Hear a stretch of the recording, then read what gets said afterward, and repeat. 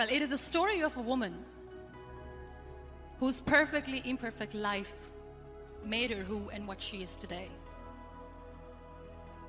It's the story of a woman who, in pursuit of her dreams and aspirations, made other people realize that if you think that your life is hard and you're giving up on that because you think your life is unfair, think again.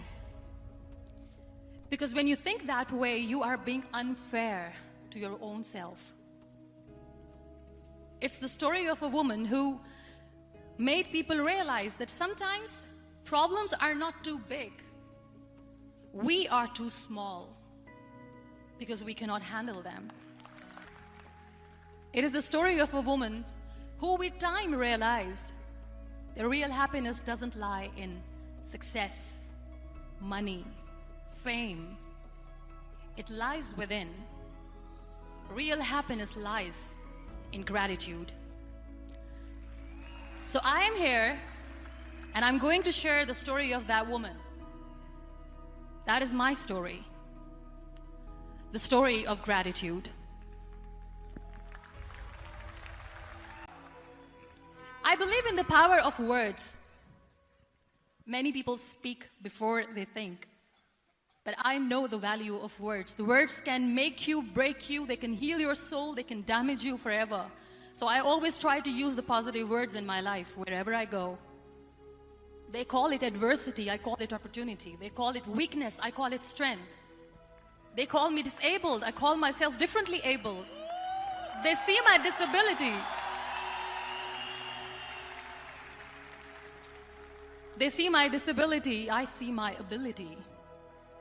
There are some incidents that happen in your life, and those incidents are so strong that they change your DNA. Those incidents or accidents are so strong that they break you physically. They deform your body, but they transform your soul.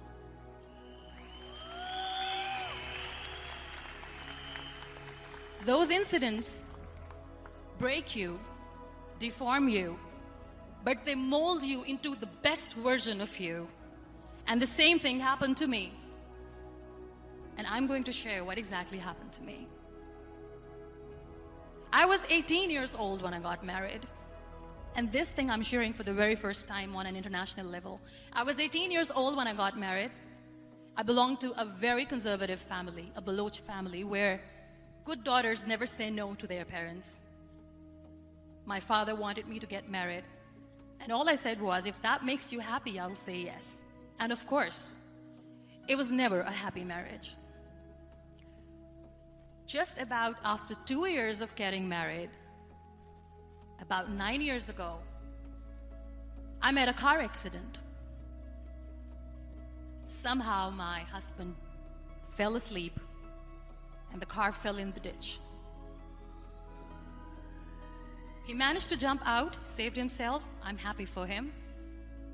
But I stayed inside the car and I sustained a lot of injuries. The list is a bit long. Don't get scared. I'm perfectly fine now. Radius ulna of my right arm were fractured. The wrist was fractured. Shoulder bone and collarbone were fractured. My whole rib cage got fractured.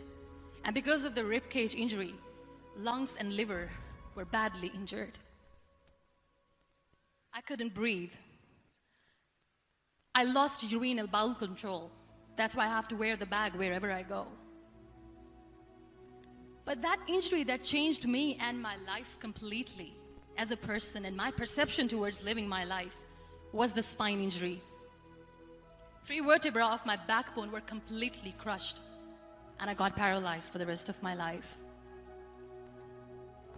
So this accident took place in a far-flung area in the outskirts of a very small province, Balochistan, where there was no first aid, no hospital, no ambulance. I was in the middle of nowhere in that toppled car. Many people came to rescue. They gave me CPR. They dragged me out of the car. And while they were dragging me out, I got the complete transection of my spinal cord. And now there was this debate going on. Should we keep it here? She's going to die. Where should we go? There is no ambulance. There was this four-wheeler Jeep standing in the corner of the street. They said, put her in the back of the Jeep and take her to the hospital, which is 3 hours away from this place. And I still remember that bumpy ride. I was all broken. They threw me at the back of the Jeep and they rushed me to the hospital. That is where I realized that my half body was fractured and half was paralyzed. I finally ended up in a hospital where I stayed for 2.5 months. I underwent multiple surgeries. Doctors have put a lot of titanium in my arm. There's a lot of titanium at my back to fix my back. That's why people in Pakistan call me the Iron Lady of Pakistan.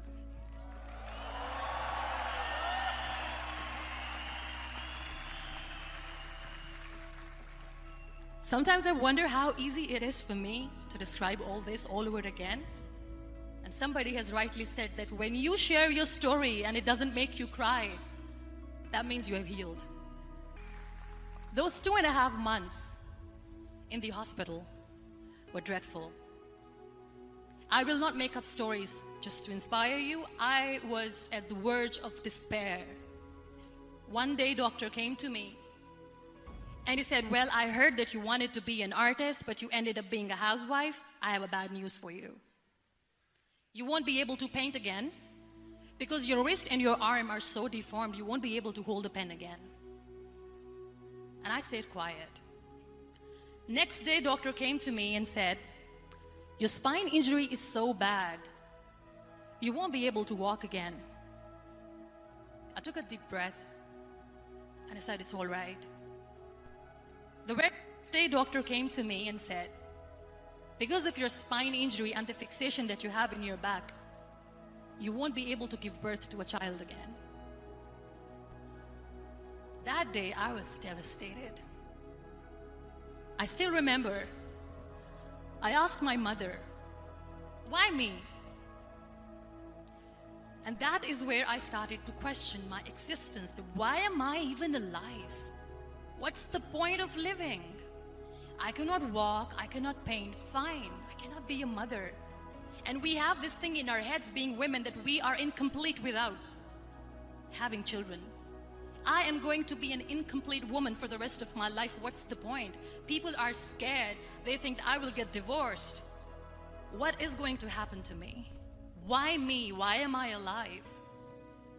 We all try to chase this tunnel. We all do this because we see light in the end of the tunnel, which keeps us going. My dear friends, in my situation, there was a tunnel that I had to roll on, but there was no light. And that is where I realized that the words have the power to heal the soul. My mother said to me, this too shall pass. God has a greater plan for you. I don't know what it is, but He surely has.